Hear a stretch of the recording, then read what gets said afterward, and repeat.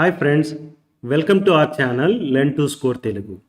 Telangana 10th class physical sciences chapter 9 electric current గురించి ఇప్పుడు discuss చేద్దాం. ఇది part 3 video from this chapter. ఈ వీడియోలో మనం resistance, factors effecting resistance and resistivity అనే టాపిక్ గురించి డీటెయిల్గా డిస్కస్ చేద్దాం. వీడియో చివరి వరకు చూడండి so that you will understand the concept well. Video నచ్చినట్టయితే ఫ్రెండ్స్కి షేర్ చేయండి అండ్ మన ఛానల్ని సబ్స్క్రైబ్ చేయండి. Okay, thank you.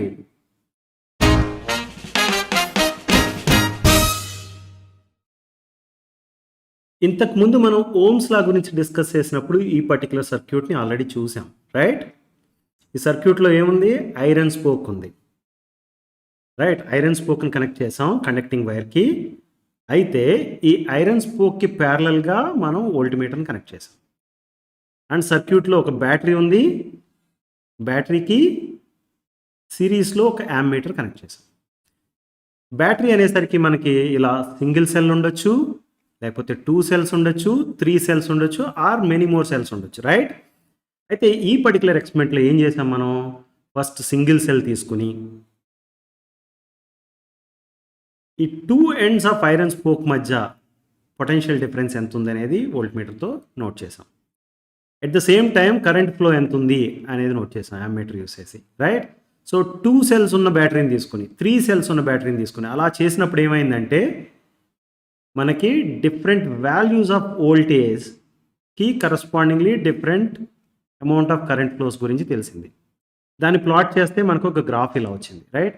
Potential difference V versus current flow in the circuit చూసినప్పుడు అది ఒక స్ట్రైట్ లైన్లా ఉంది. మీరు చూస్తే కనుక 0 దగ్గర నుంచి స్టార్ట్ అయ్యి వోల్టేజ్ పెరుగుతూ ఉంటే కరెంట్ ఫ్లో పెరిగింది, రైట్? దీన్ని బేస్ చేసుకుని మనం ఓమ్స్లా చెప్పాం. ఏమని? Potential difference or the voltage between the ends of a conductor. ఇక్కడ కండక్టర్ అనేది మనం దేని గురించి మాట్లాడతాం? ఐరన్ స్పోక్ గురించి మాట్లాడతాం. Potential difference between the ends of a conductor is directly proportional to the electric current I. ఎందుకు డైరెక్ట్లీ ప్రపోర్షనల్ అని చెప్పామంటే ఈ గ్రాఫ్ని బేస్ చేసుకొని చెప్పాం, రైట్? పొటెన్షియల్ డిఫరెన్స్ V0 ఉన్నప్పుడు కరెంట్ ఫ్లో 0 ఉంది, అందు గురించి ఇక్కడ 0 దగ్గర ఒక డాట్, రైట్? పొటెన్షియల్ డిఫరెన్స్ పెంచుకుంటూ పోతుంటే ఏమైంది? కరెంట్ ఫ్లో పెరిగింది, లీనియర్గా పెరిగింది, అందు గురించి మనం డైరెక్ట్లీ ప్రపోర్షనల్ అని చెప్పాం. And this experiment is done at constant temperature. Please note this. Okay, ఓమ్స్లో ఏమని చెప్తుంది? Potential difference between the ends of a conductor is directly proportional to the electric current passing through it at the constant temperature. Temperature అనేది constant, ఇక్కడ గుర్తుపెట్టుకోండి. So దీన్ని base చేసుకుని మనం ఏమని చెప్పొచ్చు? V is proportional to I అని చెప్పొచ్చు, right? Voltage is proportional to the current. ఈ ప్రపోర్షనాలిటీ కాన్స్టెంట్ ప్రపోర్షనల్ అని చెప్పాం కదా, ఇప్పుడు V ఈక్వల్ టు RI అని రాస్తాం, రైట్? ఈ R అనేది ఏంటి? Proportionality constant. ఓమ్స్లో ఏమని చెప్తుంది? V ఈక్వల్ టు RI అని చెప్తుంది. ఈ R అనేది ఏంటి? Proportionality constant. దేని మధ్య ప్రపోర్షనాలిటీ రిలేషన్ ఉంది? ప్రపోర్షనల్ రిలేషన్ ఉందంటే వోల్టేజ్ అండ్ కరెంట్ మధ్య ప్రపోర్షనల్ రిలేషన్ ఉంది. Voltage is directly proportional to the current, right? That proportionality constant is R. అందు గురించి ఓమ్స్లో ఏమని చెప్తాం? V equal to RI or V equal to IR అని కూడా రాయొచ్చు, రైట్? R అనేది ఏంటి? Resistance of the conductor. ఈ పర్టికులర్ కేసులో ఐరన్ స్పోక్ యొక్క రెసిస్టెన్స్. ఓకే, సో రెసిస్టెన్స్కి యూనిట్స్ ఏంటి అంటే ohm. SI units of resistance ఏంటి? ఓమ్. దాన్ని ఇలా సింబల్తో చూపిస్తాం, right? 1 ohm equal to 1 volt per 1 ampere. దాన్ని సింబాలిక్గా 1 ohm equal to 1 volt per ampere అని రాస్తాం. అర్థమైందా? అండ్ మనం ఇంతకుముందు చూసాం materials that obey Ohm's law are called ohmic materials, right? For example copper, aluminium, nichrome alloy. ఇక్కడ ఆల్రెడీ చూసాం iron spoke. These are the materials that are obeying the Ohm's లా. అందు గురించి వాటిని ఓమిక్ మెటీరియల్స్ అని పిలుస్తాం. Got it? ఇప్పుడు మనం resistance గురించి ఫర్దర్గా డిస్కస్ చేద్దాం. ఓమ్స్లో ఏమని చెప్పాం, V ఈక్వల్ టు RI అని చెప్పాం, లేకపోతే దాన్నే V is proportional to I అని చెప్పొచ్చు. రైట్, ఈ ప్రపోర్షనాలిటీ కాన్స్టెంట్ R ఏదైతే ఉందో దాన్ని ఏమని చెప్తున్నాం, రెసిస్టెన్స్ ఆఫ్ ద కండక్టర్ అంటున్నాం. SI యూనిట్స్ వచ్చి ఓమ్ అని చెప్పాం. రైట్, ఈ పర్టికులర్ ఈక్వేషన్ రీఅరేంజ్ చేస్తే R ఈక్వల్ టు V/I అని రాయొచ్చు. Right, so R is equal to V/I అని ఉంటే కనుక దీన్ని ఎలా రాయొచ్చు అంటే R is proportional to V అని రాయొచ్చు. Right, R is proportional to 1/I అని కూడా రాయొచ్చు. R is proportional to V అంటే resistance is proportional to voltage. Voltage పెరిగితే రెసిస్టెన్స్ పెరుగుతుంది. Right, and R is proportional to 1/I, దాని మీనింగ్ ఏంటి, R పెరిగితే I అనేది తగ్గుతుంది. R పెరిగితే I అనేది తగ్గుతుంది. అంటే వీటి మధ్య రిలేషన్ ఏంటి, inversely proportional relation. Right, so resistance is inversely proportional to current, దాన్నే R is proportional to 1/I అని రాస్తాం. అసలు ఈ రెసిస్టెన్స్ అంటే ఏంటి, మీరు చూస్తే కనుక రెసిస్టెన్స్ పెరిగితే కరెంట్ ఫ్లో తగ్గుతుంది. రైట్, రెసిస్టెన్స్ పెరిగితే కరెంట్ ఫ్లో తగ్గుతుంది అంటే resistance of a material can be defined as obstruction or opposition offered by the material to motion of electrons. Right, motion of electrons వల్లే మనకి కరెంట్ ఫ్లో ఉంది. Right, resistance అనేది పెరుగుతుంది అంటే motion of ఎలక్ట్రాన్స్కి obstruction పెరుగుతుంది. Right, resistance of a material is defined as obstruction or opposition offered by the material to the motion of electrons or motion of current. Current ఫ్లోకి opposition ఏదైతే ఉందో దాన్ని resistance అని పిలుస్తున్నాం. Right, so materials that offer resistance to motion of electrons are called resistors. ఎలక్ట్రాన్స్ని conduct చేసే వాటిని conductors అన్నాం. ఎలక్ట్రాన్ మోషన్ రెసిస్ట్ చేసే వాటిని రెసిస్టర్స్ అని పిలుస్తున్నాం. Right, so resistance is obstruction or opposition to the current flow అని చెప్పొచ్చా. Right, you look at this, when a conductor is connected to a battery, మనకు తెలుసు free electrons of the conductor move in a direction opposite to the electric field. Right, ఈ సర్క్యూట్లో మనకు ఒక battery ఉంది. ఈ బ్యాటరీ నుంచి బ్యాటరీని కనెక్ట్ చేసినప్పుడు ఏమవుతుంది, free electrons start to move in the circuit. Right, ఈ ఫ్రీ ఎలక్ట్రాన్స్ ఏవైతే మూవ్ అవుతున్నాయో సర్క్యూట్లో అవి బ్యాటరీ నుంచి ఎనర్జీని తీసుకెళ్ళి ఈ లైట్కి ఇస్తాయి. So that light glows. Right, అంటే ఎప్పుడైనా కానీ కండక్టర్ కనుక బ్యాటరీ కనెక్ట్ చేస్తే కండక్టర్లో ఉన్న ఫ్రీ ఎలక్ట్రాన్స్ అనేవి మూవ్ అవ్వడం మొదలవుతాయి. They move in direction opposite to the electric field. Okay, అయితే ఈ మూమెంట్ అనేది స్ట్రైట్ లైన్ మోషన్ ఉంటుందా, సింపుల్గా ఎలక్ట్రాన్స్ ఇలా వెళ్ళిపోతాయంటే కాదు. ఓకే, ఫర్ ఎగ్జాంపుల్ మన దగ్గర కండక్టింగ్ వైర్ ఇలా ఉంది, ఎలక్ట్రాన్స్ ఇలా సింపుల్గా స్ట్రైట్ లైన్లో వెళ్ళిపోతాయా అంటే answer is no. They move in some arbitrary way like this. దీనికి కారణం ఏంటంటే, for example you take this metal. Right, ఈ మెటల్లో మనకి అయాన్స్ ఉంటాయి, పాజిటివ్ చార్జ్డ్ అయాన్స్ లాటిస్ మీద ఉంటాయి అండ్ ఫ్రీ ఎలక్ట్రాన్స్ ఉంటాయి. For example you take this free electron, let's say it is going in this direction. ఈ పాజిటివ్ ఛార్జ్ని ఎప్పుడైతే హిట్ చేసిందో it may stop moving. Right, or దాని speed తగ్గిపోతుంది, లేకపోతే హిట్ చేసిన తర్వాత ఇలా వెళ్ళొచ్చు. రైట్, లేకపోతే ఇలా వెళ్ళొచ్చు. అంటే ఎలక్ట్రాన్ పాత్ అనేది సింపుల్ స్ట్రైట్ లైన్ పాత్లో లేదు, పాత్ అనేది జిగ్జాగ్గా ఉంది. జిగ్జాగ్గా ఉండడానికి కారణం ఏంటంటే positive ions sitting on the lattice. Right, so electrons under motion collide with positive ions. ఇలా కొలిజన్ జరిగినప్పుడు they lose their energy. Lose అయిన ఎనర్జీ ఎక్కడ ఎలా అవుతుంది అంటే హీట్గా కన్వర్ట్ అవుతుంది.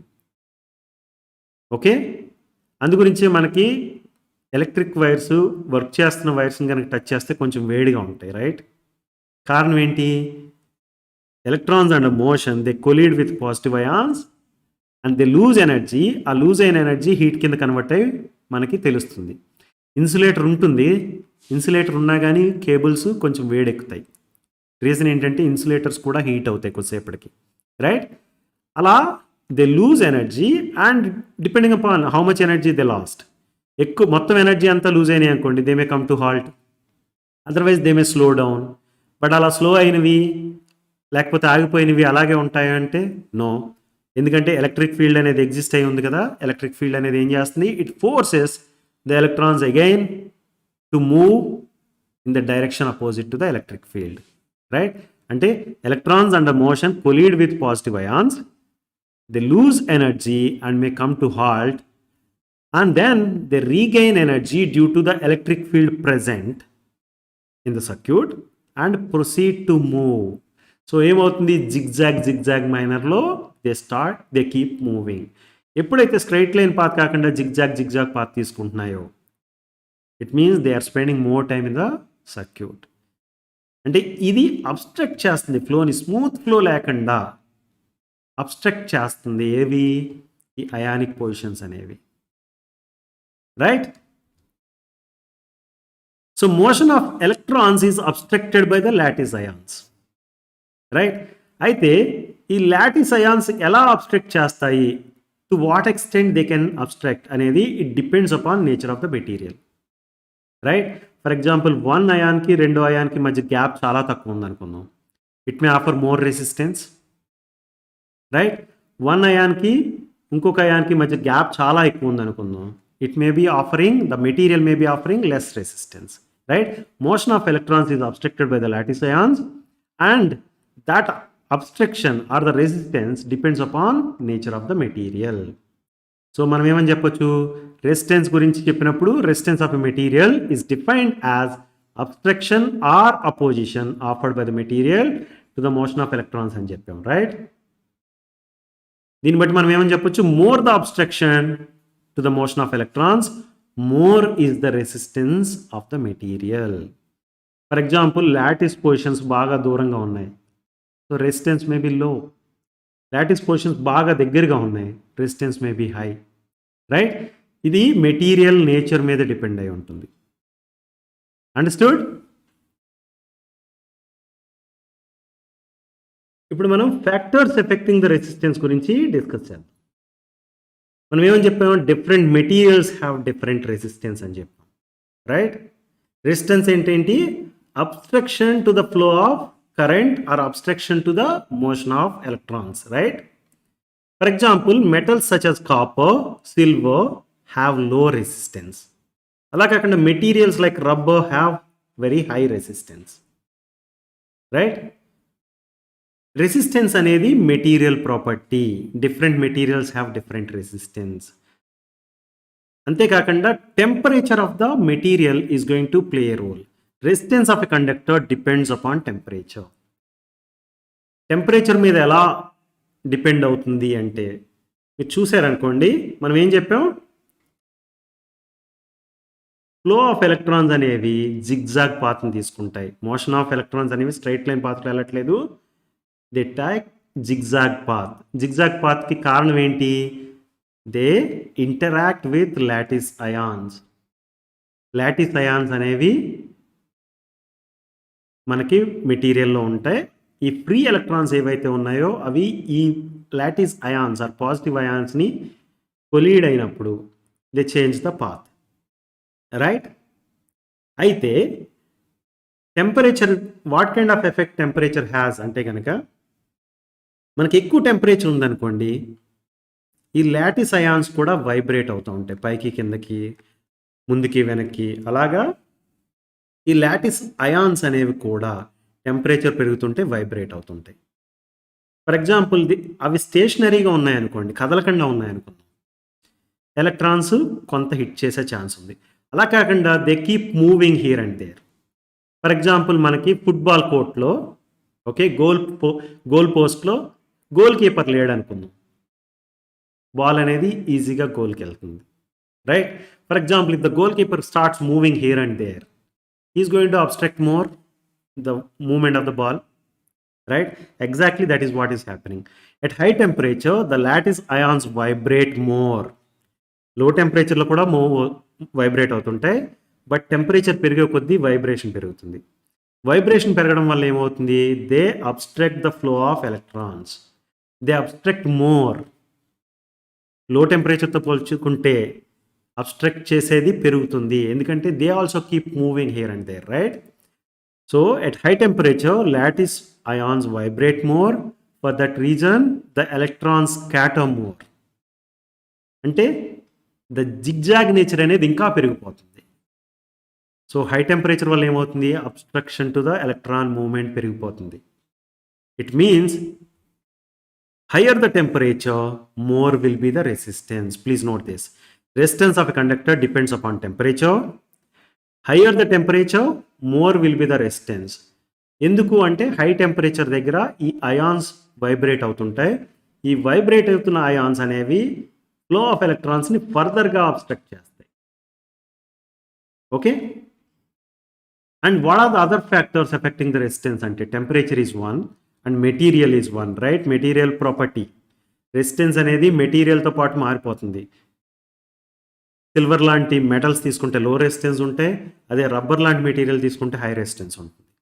Temperature is another parameter, right? What are the other factors అంటే కనుక length of the conductor is another factor. అది ఎలాగో చూద్దాం. ఫర్ ఎగ్జాంపుల్ మనకి ఏ నుంచి బికి ఒక డిస్టెన్స్ ఉంది. Okay, for example the distance is now more. Already electrons అనేవి జిగ్జాగ్ పాత్లో వెళ్తున్నాయి, right? They take more time. Distance పెరిగే కొద్దీ ఏమవుతుంది? They take more time because the obstruction to the flow of electrons is more. ఇక్కడ నుంచి ఇక్కడికి for example 10 times electron is hitting. అలా కాకుండా ఏ నుంచి బికి డిస్టెన్స్ బాగా పెరిగిపోయింది అనుకుందాం. మేబీ 1000 times హిట్ చేయాల్సి రావచ్చు అయాన్స్ని. అంటే obstructions are increasing, right? So more the distance between A and B, అంటే ఈ పాయింట్ నుంచి ఈ పాయింట్ మధ్య డిస్టెన్స్ పెరిగే కొద్దీ more is the obstruction to the flow of electrons. ఎందుకు?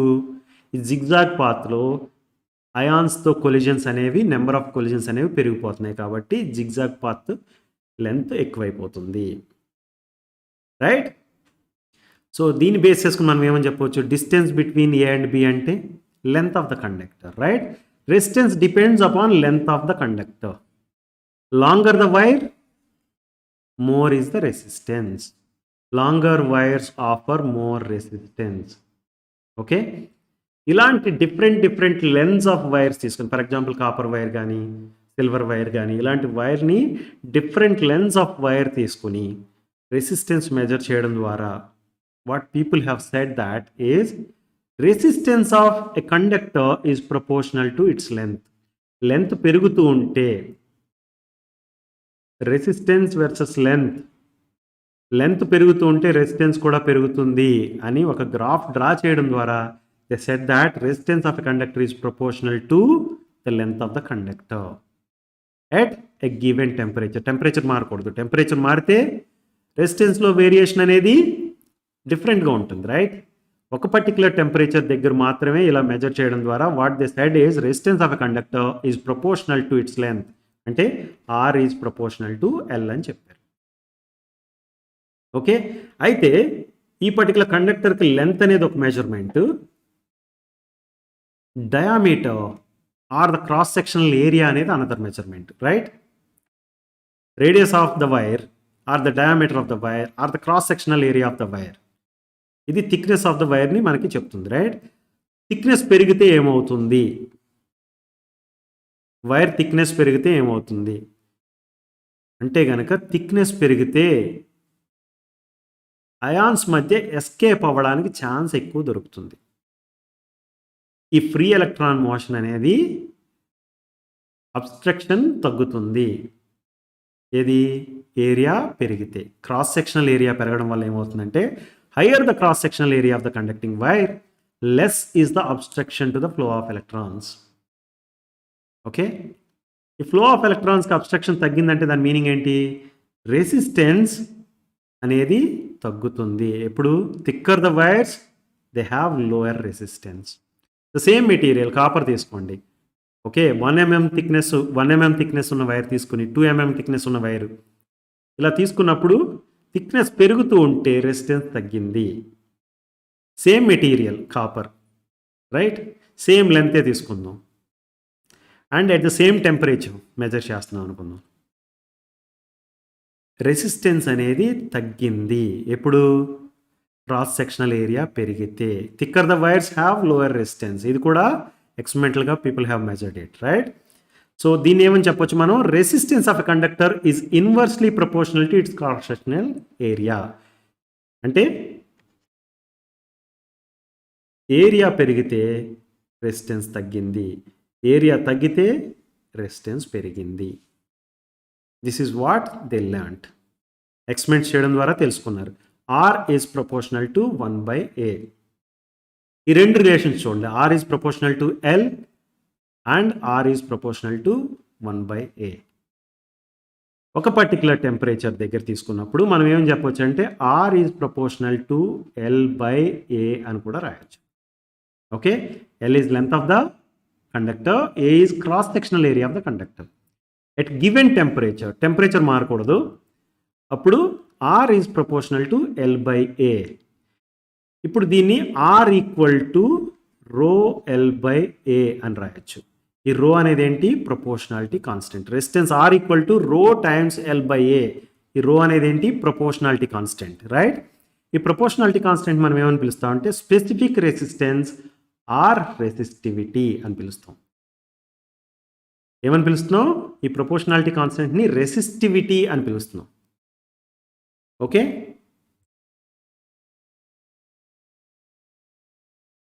ఇప్పుడు మనం రెసిస్టివిటీ గురించి ఫర్దర్గా డిస్కస్ చేద్దాం. Resistance R equal to rho times L/A అని చెప్పాం. ఈ ప్రపోర్షనాలిటీ కాన్స్టెంట్ కదా, R is proportional to L/A అనేది రాసాం. ఈ ప్రపోర్షనాలిటీ కాన్స్టెంట్ రో ఏదైతే ఉందో దాన్ని రెసిస్టివిటీ అని పిలుస్తారని చెప్పాం, రైట్. ఇక్కడ L ఏంటి? Length of the conductor, A అనేది cross sectional area of the conductor. అయితే ఆర్ ఈక్వల్ టు ρL/A. దీన్ని రీఅరేంజ్ చేస్తే కనుక rho equal to R times A divided by L అని రాయొచ్చు, అంతేనా? రో equal to R times A/L. ఇప్పుడు ఆర్కి యూనిట్స్ ఓం, రైట్. ఏరియాకి unit length square or meter square. లెంత్కి unit metre.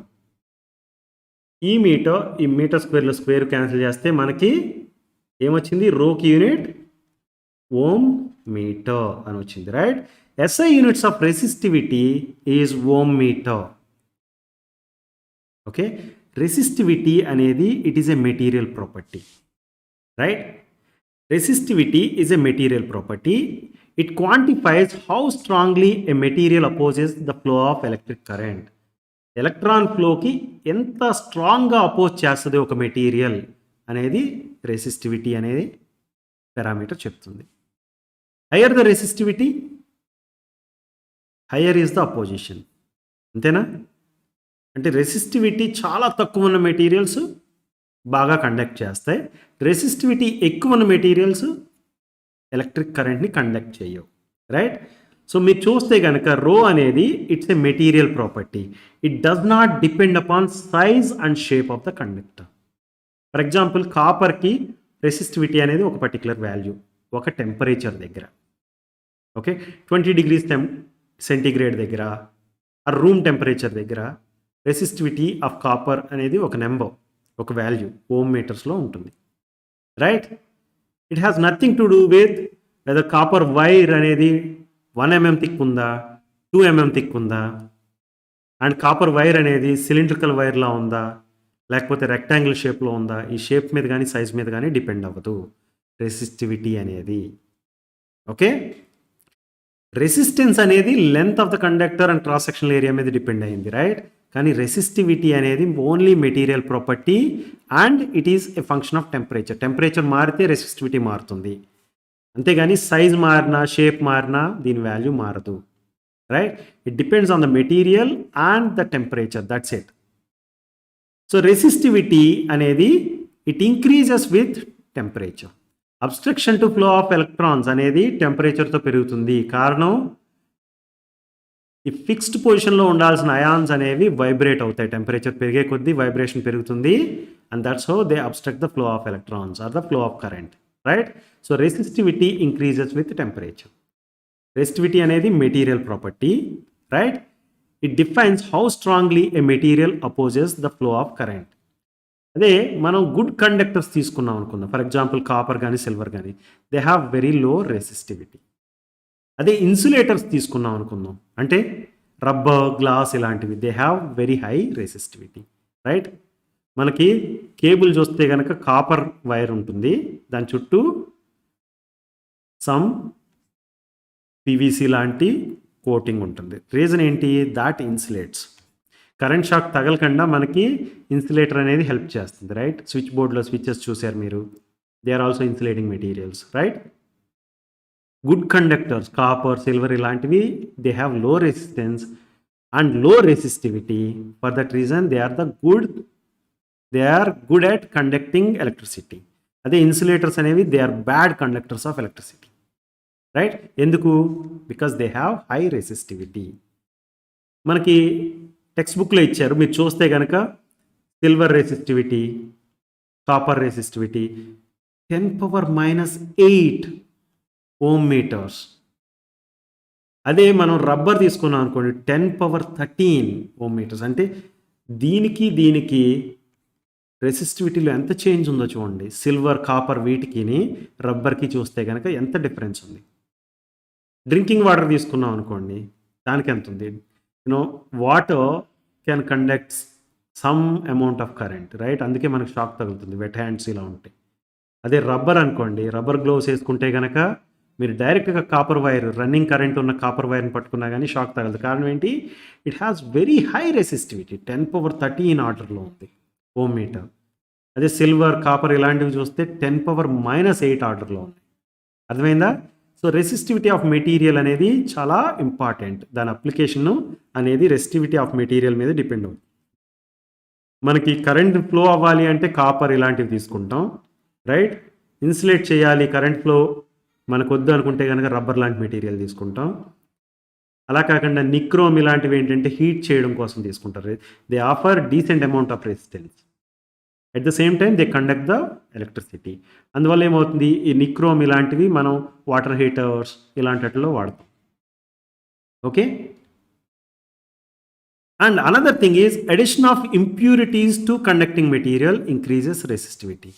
For example pure copper ఉందనుకోండి, ఇట్ కండక్ట్స్ వెరీ గుడ్. దానికి ఇంప్యూరిటీస్ యాడ్ అయినాయి అనుకోండి, రెసిస్టెన్స్ పెరుగుతుంది, resistivity of that particular material is also increasing, okay. కారణం ఏంటి అంటే impurities also obstruct flow of electric current. Impurities అనేవి ఎలక్ట్రాన్ మోషన్ని, ఈ అయాన్స్ పొజిషన్ వల్ల కొంత అబ్స్ట్రక్షన్ వస్తుంది కదా, అయాన్స్ మూవ్మెంట్ వల్ల, అయాన్స్ పొజిషన్ వల్ల, అయాన్ వైబ్రేషన్ వల్ల. Similarly when you have impurities they also obstruct the movement of electrons. అందువల్ల ఏమవుతుంది, ఇంప్యూరిటీస్ ఉన్నప్పుడు కండక్టింగ్ వైర్స్ కనుక ఇంప్యూరిటీస్ యాడ్ అయితే రెసిస్టెన్స్ అనేది పెరుగుతుంది, resistivity is also increasing. Understood?